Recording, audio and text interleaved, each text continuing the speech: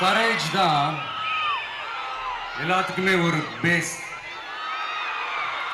Courage தான் எல்லாத்துக்குமே ஒரு பவர். அப்படிப்பட்ட அந்த பவர் எதிலிருந்து ஆரம்பிக்கிறது தெரியுமா? நம்மள அண்டர் எஸ்டிமேட் பண்ற நேரத்துல, நம்மள ஒரு ஏளனமா பார்க்கிற நேரத்துல, நம்ம யாருன்னு ப்ரூவ் பண்ணி காட்டணும்னு ஒண்ணு தோணும். நம்ம யாருன்னு காட்டணும்னு ஒரு உத்வேகம் ஒண்ணு வரும். அப்படி ப்ரூவ் பண்ற அந்த பாயிண்ட் எதுல இருந்து ஸ்டார்ட் ஆகுது தெரியுமா? எந்த விஷயத்துல நம்மள கிண்டலும் கேலியுமா பேசுறாங்களோ அதே விஷயத்தை வச்சு நம்ம அது ஒரு பாசிட்டிவா மாத்துறதுன்னு ஒண்ணு இருக்குல்ல, அதே விஷயத்தை வச்சு நம்ம அது ஒரு ஃபயரா மாத்துறதுன்னு ஒன்று இருக்குல்ல, அங்கிருந்து தான் அந்த பவரே ஸ்டார்ட் ஆகும். அப்படிப்பட்ட அந்த உண்மையான அந்த பவரை சொல்ற அந்த பாயிண்ட்ல இருந்து ஆரம்பிக்கலாமா? ஏ விஜய், வீட்டை விட்டு வெளியே வா. ஏ விஜய், பணியூர் விட்டு வெளியே வா அப்படின்னு சொல்றவங்களுக்கு என் வீடு எதுன்னு தெரியுமா? முதல்ல என் வீடு எங்க இருக்குனாவது தெரியுமா? என சீண்டி பார்க்கறதா நினைச்சு கிண்டலும் கேலியுமா பேசுறவங்களுக்கு நான் சொல்றேன், இந்த தமிழ்நாடு தமிழ்நாடுன்னு சொல்றாங்களே அது மத்தவங்களுக்கு வேணா ஸ்டேட்டா இருக்கலாம், ஆனா என்ன பொறுத்த வரைக்கும் என் தாய் நாடான தமிழ்நாடு தான் என் வீடு.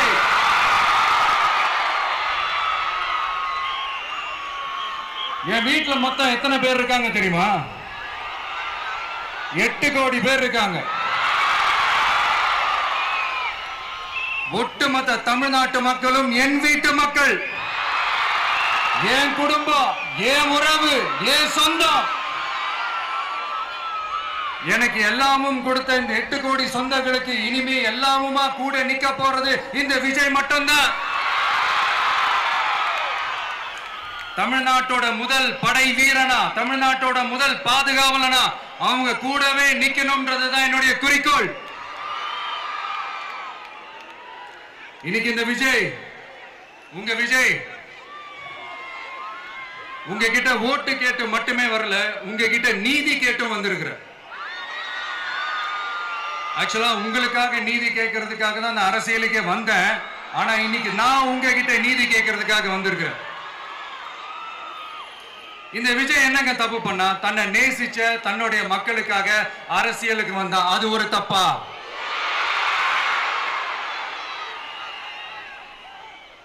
எல்லாத்தையும் ஒதுக்கி தள்ளிட்டு மக்களுக்காக மட்டுமே வந்த அது ஒரு தப்பா? இந்த மத்த கட்சிகளுக்கெல்லாம் மாநாடு நடத்துறதுக்கோ பொதுக்கூட்டம் நடத்துறதுக்கோ இல்ல ஹால் ஃபங்க்ஷன்ஸ் நடத்துறதுக்கோ பர்மிஷன் கொடுப்பாங்க, இடம் கொடுப்பாங்க. ஆனா நமக்கு மட்டும் இடம் கொடுக்க மாட்டாங்க, கொடுக்கவும் விட மாட்டாங்க. இது என்னங்க நியாயம்? நான் போய் மக்களை சந்திக்கிறதுக்கோ இல்ல மக்கள் வந்து என்ன சந்திக்கிறதுக்கோ ஒரு உரிய இடமோ இல்ல உரிய பாதுகாப்போ மத்த கட்சிகளுக்கு எல்லாம் கொடுப்பாங்க. ஆனா எனக்கு கொடுக்க மாட்டாங்க, கொடுக்கவும் விட மாட்டாங்க. இது என்னங்க நியாயம்? இந்த SOPs சொல்லுவாங்க, அதனுடைய ஃபுல் ஃபார்ம் வந்து ஸ்டாண்டர்ட் ஆபரேட்டிங் ப்ரொசீஜர். ஆனா எனக்கு மட்டும் அது ஸ்டாலின் சார் ஆபரேட்டிங் ப்ரொசீஜர். இது என்னங்க நியாயம்? இந்த விஜய் உண்மையானவன்றது உங்க எல்லாருக்குமே தெரியும். நமக்கு எதிராக சதி செய்யறது யாரு, நமக்கு எதிராக சூழ்ச்சி செய்யறது யாரு, நமக்கு எதிராக பழி போடுறது யாரு, யாரெல்லாம் ஒன்னா சேர்ந்து இதெல்லாம் செய்யறாங்கன்றது உங்க எல்லாருக்குமே நல்லா தெரியும். அதனால என்னோட சொந்தங்களாகிய உங்ககிட்ட வந்து நான் நீதி கேட்காம வேற யாருக்கிட்ட தான் போய் கேட்பேன்?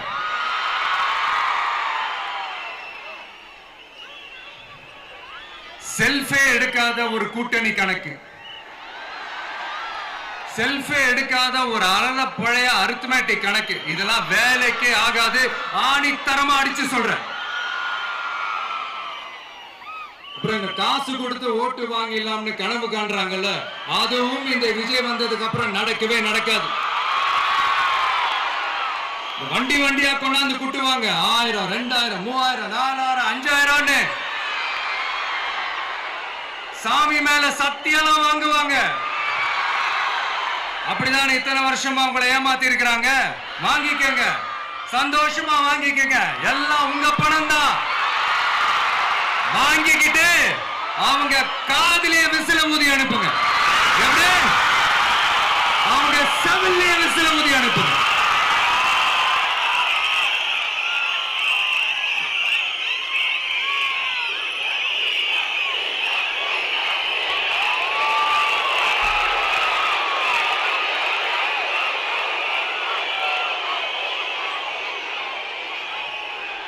அடுத்து நம்மளுடைய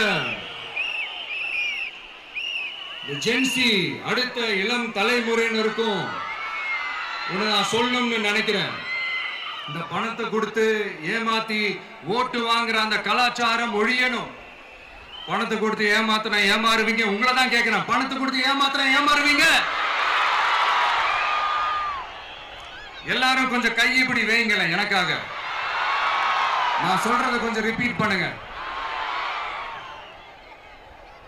எங்க ஓட்டு எங்க உரிமை. எங்களை யாரும் விலைக்கு வாங்க முடியாது.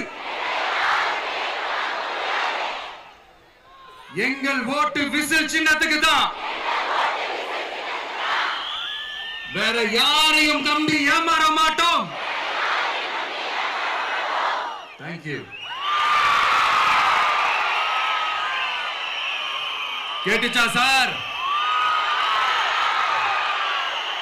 இனிமே நீங்க கொள்ளையடிச்சு வச்சிருக்கிற பணம் எல்லாம் வேஸ்டா போகுது. குப்பையில தான் தூக்கி போடணும்.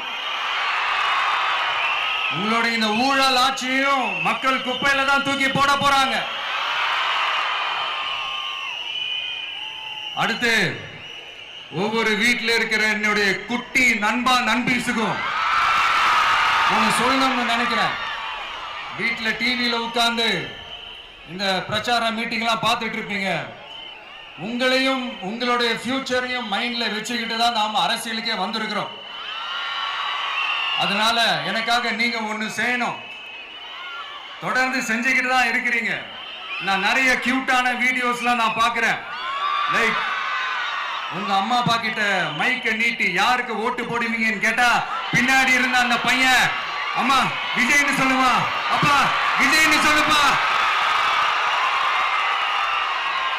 அப்படின்னு நிறைய அந்த கியூட்டான வீடியோஸ்லாம் பார்க்கிறேன். அதை தொடர்ந்து தயவு செஞ்சு அதை தொடர்ந்து கண்டினியூ பண்ணுங்க.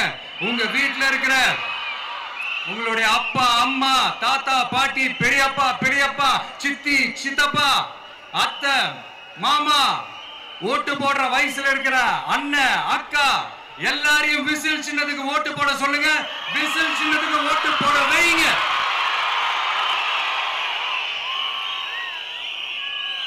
இந்த தேர்தல் நெருங்கிற இந்த நேரத்தில் பொலிட்டிக்கலா ஸ்பீக்கிங் டு த பாயிண்ட் ஒரே ஒரு விஷயம் நான் சொல்லணும். நாங்க அரசியலுக்கு வந்தது எந்த கட்சியும் ஒழிக்கிறதுக்கோ அழிக்கிறதுக்காகலாம் நாம அரசியலுக்கு வரல. யார் மேலேயும் தனிப்பட்ட ஒரு வன்மமோ இல்ல தனிப்பட்ட கோபமோ அப்படிலாம் யார் மேலேயும் கிடையாது. இந்த மற்றவங்க மாதிரி இந்த வெறுப்பு அரசியல் பண்றதுக்காகலாம் நாம அரசியலுக்கு வரல. அரசியல் ரீதியா நம்மளுடைய எதிரிகள் யாருன்னு டிக்ளேர் பண்ணிட்டு தேர்தலில் நின்று ஜெயிச்சு மக்களுக்காக எங்களுடைய நன்றி கடனை செலுத்துறதுக்காக தான் நாம அரசியலுக்கே வந்திருக்கோம். Just want to make this clear. அவங்கள கேள்வி கேட்கறதுக்கு முன்னாடி அவங்களோட இயலாமையை மறைக்கிறதுக்காக இந்த ஏ டீம் பி டீம் இதெல்லாம் கூட சேர்த்துக்கிட்டு ஒரே விஷயத்த சொல்லி அழுவுறாங்கல்ல. என்னன்னு சொல்லி அழுவுறாங்க? அனுபவம் இல்லாதவங்களால எப்படி ஆட்சி அதிகாரத்தை செய்ய முடியும் அப்படின்னு ஒரே விஷயத்த சொல்லி அழுவுறாங்கல்ல. அந்த அழுகைக்கு நாம ஒரு பதிலடி கொடுக்கணும்ல. மக்களே, நான் உங்களையே கேட்கிறேன், தெரியாம தான் கேட்கிறேன். இந்த அனுபவம் அனுபவம் அனுபவம்னு சொல்றாங்களே, அதிகாரத்தை வச்சு மக்கள் பணத்தை கொள்ளையடிச்சதை தாண்டி வேற ஏதாவது கொம்பு முளைச்ச பெரிய அனுபவம் இவங்களுக்கு இருக்குதா?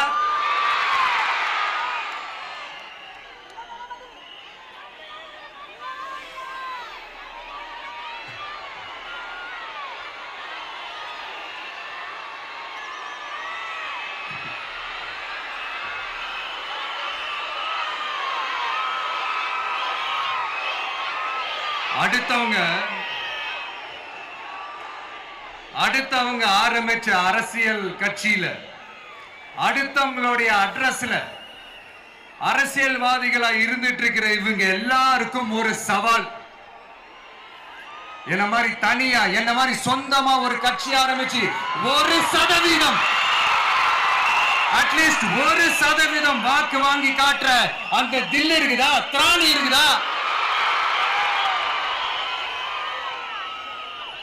30 வருஷமா மக்கள் இயக்கமா இருந்து இன்னைக்கு மிகப்பெரிய ஒரு அரசியல் கட்சியா வளர்ந்து இந்த கூட்டணி கட்சிகள் மட்டுமே நம்பி இருக்கிற 75 வருஷ கட்சி, 50 வருஷ கட்சின்னு இன்னைக்கு ஆட்சி அதிகாரத்தில் இருந்துட்டு இருக்கிற இவங்க எல்லாரையும் மீறி இன்னைக்கு களத்துல தனியா நின்னு இந்த 2 வருஷத்துல முதன்மை சக்தியா வளர்ந்து 30% தாண்டி இன்னைக்கு மக்கள் ஆதரவை பெற்றிருக்கிற நமக்கு அனுபவம் இல்லையா? உங்களுடைய அனுபவம் என்னன்னு சொல்லட்டுமா? கட்சி ஆரம்பிச்ச அண்ணாவை மறந்தது, கட்சி ஆரம்பிச்ச எம்ஜிஆர் அவர்களை மறந்தது, கட்சியை வளர்த்த ஜெயலலிதா மேடம் அவங்களை மறந்தது. இவங்க எல்லாரும் சொன்ன விஷயங்கள், பேசின விஷயங்கள், எதையெல்லாம் ஃபாலோ பண்ணணும்னு சொன்ன விஷயங்கள் எல்லாத்தையும் மறந்தது. இவங்களுக்கு நமக்கு அனுபவம் இல்லையா? நமக்கு அனுபவம் இல்லதான். கொள்ளை அடிக்கிறதுல எங்களுக்கு அனுபவம் இல்லதா? அதெல்லாம் எங்களுக்கு சுட்டு போட்டாலும் வராது.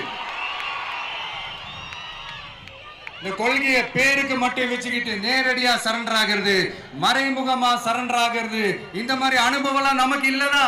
அதுவும் நமக்கு சுட்டு போட்டாலும் வராது. மக்களை நேசிக்கிற நல்ல குணம் இருந்தா போதும்யா. நல்ல சூப்பரான ஒரு நல்லாட்சி கொடுக்கலாம்.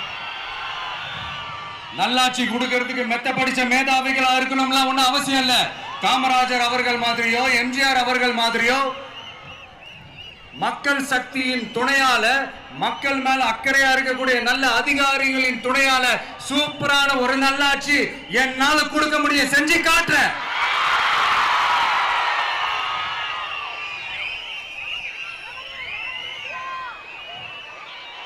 நாலரை வருஷம் ஆச்சு, 4.25 வருஷத்துக்கு மேல ஆகுது. இப்போ ஒவ்வொரு வீட்டு கதவையா தட்டி உங்கள் கனவுகளை சொல்லுங்கள், உங்கள் கனவுகளை சொல்லுங்கள், நாங்கள் அதை நிறைவேற்றி காட்டுறோம். இல்ல, ஸ்டாலின் சாருக்கு மக்கள் சார்பா ஒரு கேள்வி. மக்களுடைய கனவு என்னன்னு உங்களுக்கு தெரியுமா சார்? அது சரி, அவங்க என்ன நினைக்கிறாங்கன்னு உங்களுக்கு தெரியாது, அதுக்கப்புறம் எப்படி அவங்க கனவுகளை பத்தி உங்களுக்கு தெரியும். மக்களோட கனவு என்னன்னு நான் சொல்லட்டுமா சார்? 2019, 2021, 2024 இந்த 3 தேர்தலையும் மக்கள் உங்களுக்கு வாக்களிச்சதுக்கு காரணம் நீங்க மக்களுக்கு ஏதாவது நல்லது செய்வீங்கன்னு நம்பிதான். ஆனா நீங்க மக்களுக்கு கொடுத்த பரிசு மக்களுக்கு பாதுகாப்பே இல்லாத மக்கள் விரோத ஆட்சி.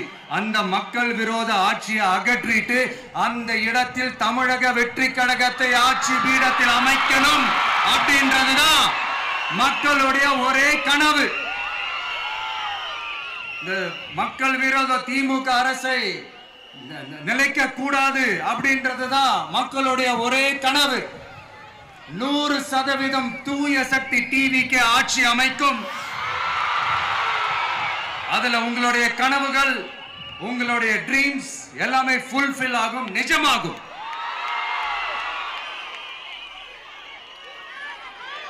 தமிழ்நாடு எப்பவுமே டெல்லிக்கு அவுட் ஆஃப் கண்ட்ரோல் அப்படின்ட்டு ஸ்டாலின் சார் அடிக்கடி சொல்லுவாங்க. ஸ்டாலின் சார் எதெல்லாம் அவுட் ஆஃப் கண்ட்ரோல் இப்ப நான் கொஞ்சம் சொல்லட்டுமா? முதல்ல சட்டம் ஒழுங்கெல்லாம் அவுட் ஆஃப் கண்ட்ரோல், பெண்கள் பாதுகாப்புல அவுட் ஆஃப் கண்ட்ரோல்,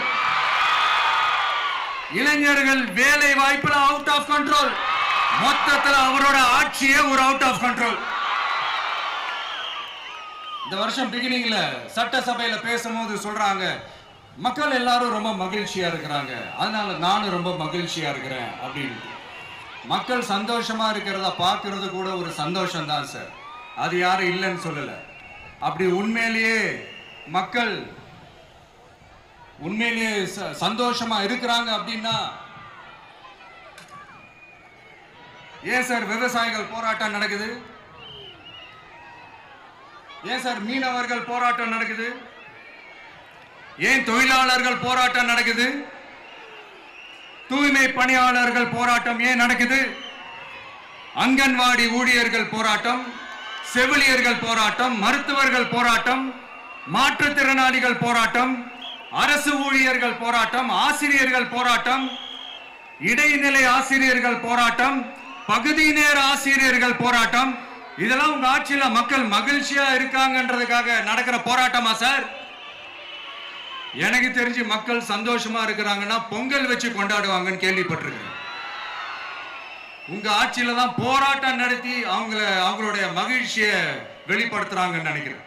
இன்னும் தீரவே தீராத பிரச்சனைகள்னா இருக்கிற இடம் பிரச்சனை, பார்க்கிற வேலை பிரச்சனை, பண்ற தொழில் பிரச்சனை, விலைவாசி பிரச்சனை, தண்ணி பிரச்சனை, பஸ் வசதி இல்லைன்ற பிரச்சனை, ரோடு சரி இல்லைன்ற பிரச்சனை, ஆஸ்பத்திரி சரியா இல்லைன்ற பிரச்சனை. இப்படி எல்லாம் ஒரு அடிப்படை விஷயங்களே பிரச்சனையா இருந்தா அப்போ ஆளுங்கட்சின்னு ஒண்ணு எதுக்குதான் இருக்கிறாங்க அப்படின்னு தானே மனசுல தோணும் மக்களுக்கு. ஆட்சிக்கு வர்றதுக்கு முன்னாடி தான் பொய் பொய்யா அடிச்சு விட்டீங்க. இப்ப ஆட்சியை விட்டு போகும்போது கூட பொய் பொய்யா பேசுறீங்களே சார், என்ன சார் இது? மாத்தி மாத்தி பேசுறதுல நீங்க வேற லெவல் தான் சார். ஆட்சிக்கு வந்த அடுத்த வருஷமே 2022ல 70% வாக்குறுதிகளை நிறைவேற்றிட்டோம்னு சொன்னாங்க. அப்புறம் போன வருஷம் 90% வாக்குறுதிகளை நிறைவேற்றிட்டோம்னு சொன்னாங்க. அப்புறம் இந்த வருஷம் 505 வாக்குறுதிகளை 404 வாக்குறுதிகளை நிறைவேற்றிட்டோம். கிட்டத்தட்ட ஒரு 80% வாக்குறுதிகளை நிறைவேற்றிட்டோம்னு சொன்னாங்க. முதல்ல 70, அப்புறம் 90, அப்புறம் 80. இன்னும் தேர்தல் நெருங்க அது 60, 50, 40, 30, 20ல போய் நிற்கும்னு நினைக்கிறேன். அதையும் அவரே அறிவிப்பாரோ என்னமோ எனக்கு தெரியல. முதல்வர் ஸ்டைல்லையே சொல்லணும்னா, பொய்யிலேயே பிறந்து பொய்யிலேயே வளர்ந்த புலவர் பெருமானே, கொஞ்சம் அத திருத்தி சொல்றேன், புலுகர் பெருமானே. அது இன்னும் பொருத்தமா இருக்கு. அவருடைய அண்ட புழுகு, ஆகாச புழுகு என்ன தெரியுமா? பெண்களுக்கு பாதுகாப்பு தமிழ்நாட்டில் எங்க போனாலும் கொட்டி கிடக்குதான். அப்படி அது உண்மைனா அண்ணா யூனிவர்சிட்டி அந்த பொண்ணுக்கு ஏன் சார் அப்படி ஒரு கொடுமை நடந்துச்சு? கோவை கல்லூரி பெண்ணுக்கு ஏன் சார் அப்படி ஒரு கொடுமை நடந்துச்சு? பெண் குழந்தைகள் பாதிக்கப்படுறதா கிட்டத்தட்ட 1000க்கும் மேலான போக்சோ கேசுகள் ஏன் சார் பதிவானுச்சு?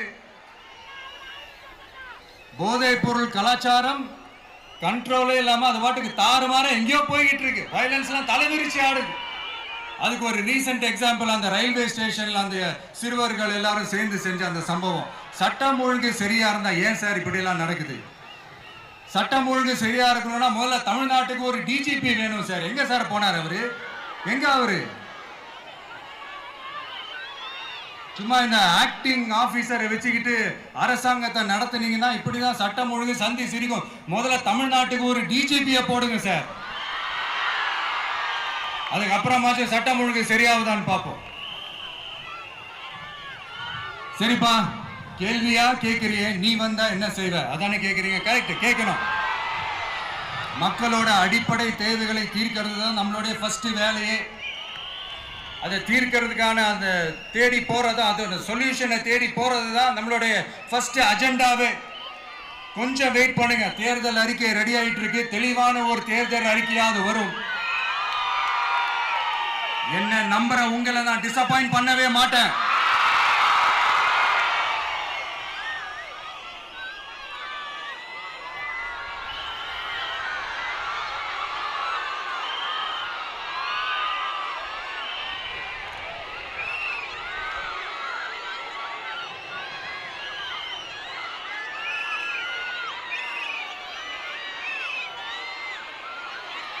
இந்த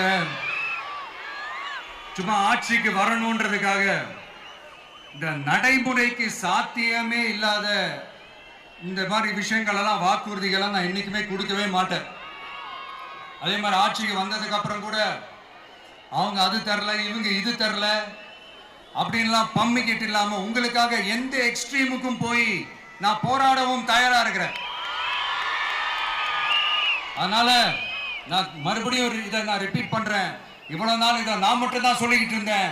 இப்ப களமே சொல்லுது, ரெண்டு பேருக்கு நடுவுல தான் போட்டியே.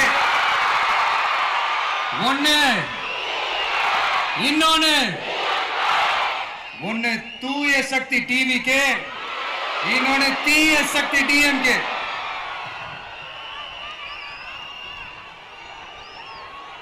இப்ப நம்ம இந்த எலெக்ஷன் விஷயத்துக்கு வருவோம். விஜய் என்னப்பா இவரை மட்டும் தான் எதிர்க்கிறாரு, இவங்களை எதிர்க்க மாட்டேன்றாரு, அவங்கள பத்தி எதுவுமே சொல்ல மாட்டேங்கிறாரு. இல்ல நான் கேட்கிறேன், இது யாருக்கான எலெக்ஷன்? தமிழ்நாடு சட்டசபைக்கான ஒரு தேர்தல். இப்ப இங்க யார் ஆட்சியில் இருக்கிறா? யாரு பொய்யா வாக்குறுதிகளை கொடுத்து மக்களை ஏமாத்துறது? யாரு மக்கள் விரோத ஆட்சியை நடத்துறது? அப்ப இங்க யாரை அகற்றணும்? இந்த மக்கள் விரோத திமுக அரசை அகற்றணும்னா நம்ம யாரை எதிர்க்கணும்? எதுக்கு தேவையில்லாம பல முறை மக்கள் ஆல்ரெடி டிலீட் பண்ணவங்களை எதுக்கு நம்மளுடைய கான்சென்ட்ரேஷன், நம்மளுடைய டார்கெட் திமுகன்றப்போ டார்க்னஸ் குள்ள எதுக்கு கல்லெறியணும்? இங்க மக்களை விரும்புற விஜய் வேணுமா, இல்ல மக்கள் விரோத ஆட்சி நடத்துற ஸ்டாலின் சார் வேணுமா? அவ்வளவுதான் இந்த தேர்தலே. இதுக்கு நடுவுல வேற யாருமே கிடையாது. புரியுதுங்களா உங்களுக்கு? என் நெஞ்சில் குடியிருக்கும் சேலம் மக்களே,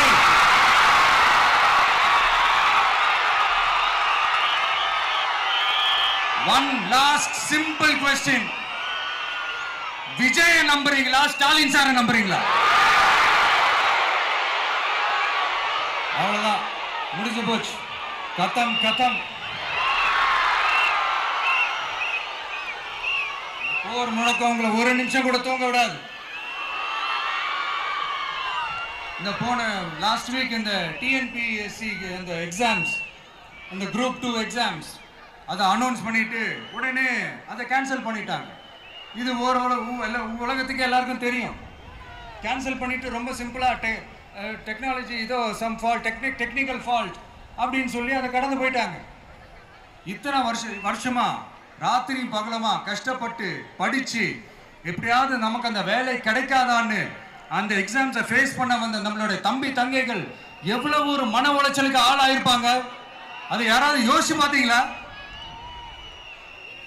ஒரு எக்ஸாம்ஸை ஒழுங்கா நடத்த தெரியல, இதுல உலக நாடுகளோட போட்டி போடுறாங்களாம். நம்மளுடைய தம்பி தங்கைகள் நம்ம அம்மா அப்பா கிட்ட சொல்லுங்க, யாரும் தைரியம், எல்லாரும் தைரியமா இருங்க. வரப்போறது உங்க ஆட்சி, நம்ம ஆட்சி.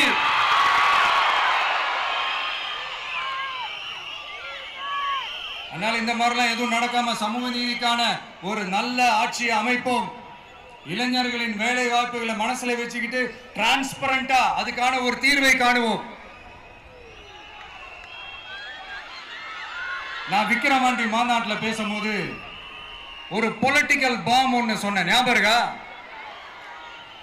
ஆட்சியிலையும் பங்கு, அதிகாரத்திலையும் பங்குன்னு ஒன்னு சொன்னேன். இப்போ அந்த பொலிட்டிக்கல் பாம் எல்லா கூட்டணியிலையும் வெடிச்சுக்கிட்டு இருக்கு, தாறுமாற வெடிச்சுக்கிட்டு இருக்கு. ஸ்டாலின் சார்லாம் பதறாரு,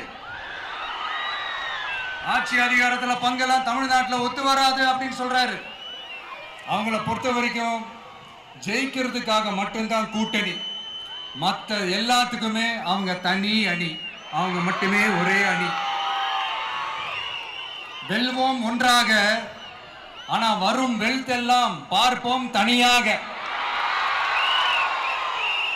அந்த வெல்வோம் ஒன்றாக என்றது இதுதான் அந்த சீக்கிரட்டே. புரிய வேண்டியவங்களுக்கு நல்லா புரியும் நினைக்கிறேன். உங்களோட நான் இருக்கேன், நம்மளோட நம்ம மக்கள் இருக்காங்க. இதுக்கு மேல என்ன வேணும்?